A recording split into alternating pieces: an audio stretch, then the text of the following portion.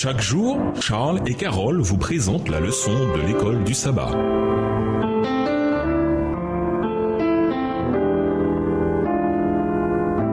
Bienvenue dans votre émission Dieu nous parle. Nous voilà à la leçon de vendredi.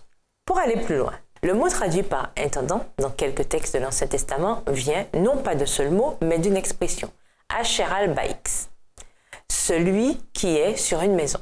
Par exemple, Genèse 43, verset 19 peut se traduire de la manière suivante. Ils s'approchèrent de l'intendant de la maison de Joseph pour lui parler à l'entrée de la maison. Si l'on considère que la famille qui réside dans la maison fait partie de la maison elle-même, alors qu'est-ce qui est plus précieux pour une personne que sa propre maison? Un intendant est donc quelqu'un à qui l'on confie quelque chose de très précieux, mais qui néanmoins ne lui appartient pas. À bien des égards, cela rend la responsabilité bien plus grande que si l'intendant gérait ses propres biens. Le Nouveau Testament prolonge cette idée. Le Nouveau Testament prend les idées de l'Ancien Testament, les assemble avec des idées, des notions et des paroles du 1er siècle et enrichit ainsi l'enseignement biblique sur l'économat.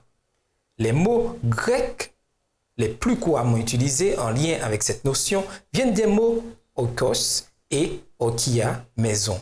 L'oikonomos est celui qui tient la maison, l'intendant ou le gérant. Oikonomia est le nom abstrait, management of the house, dont le sens est souvent beaucoup plus large. À méditer, au lieu de prendre ses responsabilités après avoir mangé du fruit interdit, qu'a dit Adam quand Dieu lui a demandé ce qu'il avait fait? Genèse 3, verset 12. Comme c'est intéressant.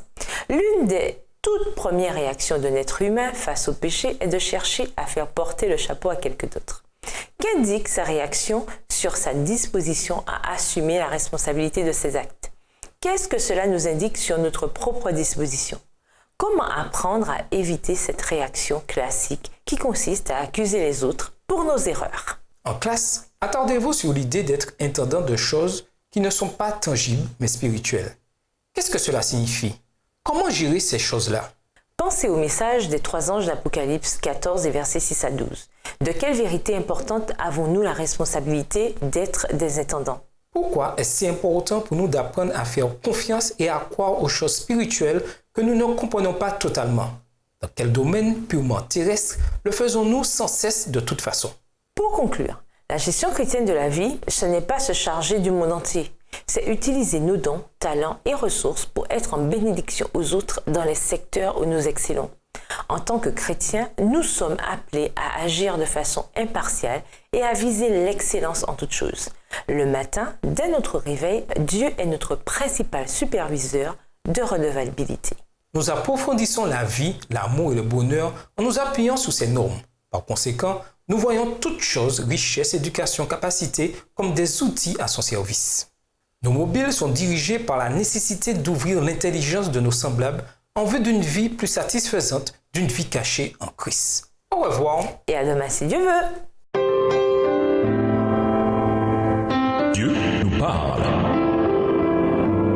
Chaque jour, Charles et Carole vous présentent la leçon de l'école du sabbat.